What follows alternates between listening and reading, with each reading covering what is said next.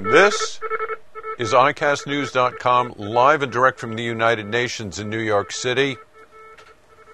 The question of the week this week: can the United Nations and other international organizations undo a coup?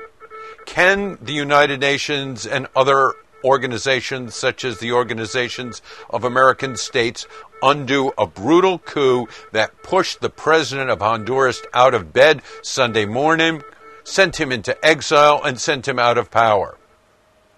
Mr. Manuel Zelaya, formerly and still officially the president of Honduras, came to the United Nations. He told the General Assembly that he believed in rule of law, human dignity, human rights, and the rights of the people who elected him president. However, he still found himself out of power. In a rare move, the General Assembly unanimously endorsed a resolution calling for the restoration of President Zelaya to power. The United States and Venezuela, United States and Cuba, strange bedfellows, were on the same side. They united in calling for the restoration of power. And then, after working through the night, the Organization of American States said in 72 hours, democracy and the rule of law must be restored in Honduras. Mr. Zelaya told reporters at the United Nations he was going home. His schedule may have changed, but his intentions have not. I traveled to Honduras on Thursday, and my people will be there, as the military will be there, part of the people. My enemies will be there. In 3 years in the government, I have not harmed a single person. I have not persecuted a single person, not even the opposition. But I have spoken, and I have mentioned the difficulties. And I do this because I am the president, because the president is the one that has the power to say these things. If the president can't say it, how is a citizen going to say it?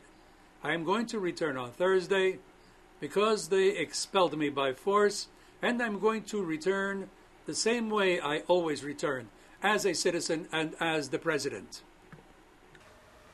Knowledgeable diplomats from Latin America tell iCast News that the president of the OAS will be in negotiations with the rebels, non-rebels, the people anyhow, who threw Mr. Zelaya out of power. The results of that will tell us much about whether his return will happen, will be bloody, or will be for some temporary period until his time in office runs out in late January 2010.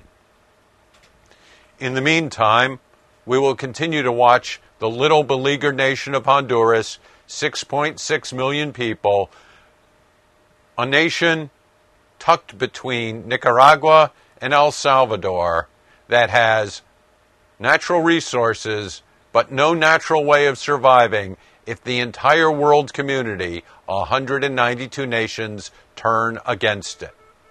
Watching Honduras and watching the world, iCastNews.com, live and direct from the United Nations. I'm Jonathan Sanders.